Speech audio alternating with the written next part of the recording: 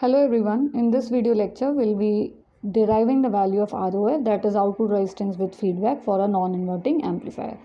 This is your non-inverting amplifier which is having the output resistance as R0, the voltage here as AVID, the input resistance is RI, the non-inverting voltage I'm naming as V1, the inverting voltage V2, the feedback network has the resistor RF and R1.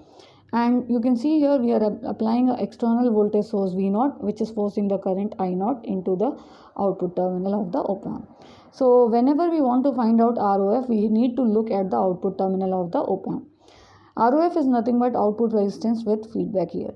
Now in order to calculate the value of R0, first step is you need to apply Thevenin equivalent circuit at the input side. So for that what you need to do is you have to make that input source to be 0. So what I did here is input source I have grounded it. So this is grounded. The feedback resistor, feedback voltage across R1 is I'm naming it as VF. Now let's calculate here the value of ROF. Now before calculating ROF, I have the value IA which is going into the output terminal, IB is going to the feedback loop. Now the value of IA will be very greater compared to IB. The reason is because this RF and R1 will be in series. Why? Because the input current going here is very low. So RF and R1 are in series. So in place of R1 I can write with a single resistance having value R1 plus RF. Now you see this RI other end is grounded, so this ground can be connected here. So you can see clearly this RI is in parallel with the resistance R1 plus RF. So I have written here R1 plus RF is in parallel with RI. And this value will be quite large. This resistance will be very large because input side resistance is very large here in the op-amp. Now you know, since your resistance at the input side is large, so IB current which flows through this will be small. So that's why I have taken this assumption that IA is very greater than IB. Next, if I apply KCL at this loop, I will get the value of I0 as IA plus IB. So I have written the same thing. I0 is nothing but IA plus IB. I can approximate this by IA because IB is small. Now ROF formula is nothing but equal to V0 upon I0. V0 is the test voltage source and the current how much it is forcing into the op-amp, that is I0. So ROF is V0 by I0, and if I apply KVL in this loop, so I will get the equation as V0 is equal to this IA R0 plus AVID. So I have written the same equation, IA R0 plus AVID. Now VID is nothing but the difference between these two voltages, which is V1 minus V2.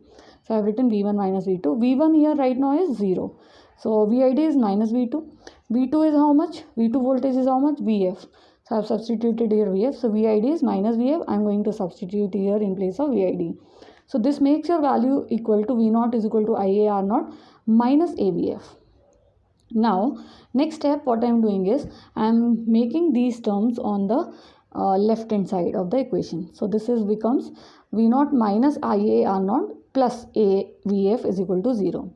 Now next step, we know that capital B is equal to VF by V0. B is nothing but the feedback network parameter. So VF will be B times of V0. So in place of VF I will write B times of V0. Now I can take V0 common from these two terms. If I take V0 common, I will get here 1 plus AB. This IA R0 term I have sent on the right hand side. So it will become plus IA R0. But IA I can write the value as I0 also. So I have written in place of IA I0 directly. Now this I0 term I will take on the left hand side.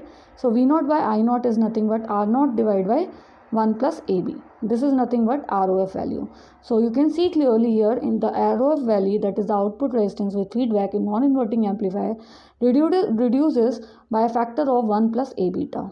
And this is desirable because we want output resistance to be as low as possible. So the conclusion is, when you use a non-inverting amplifier with negative feedback, your ROF output resistance decreases by a factor of 1 plus AB.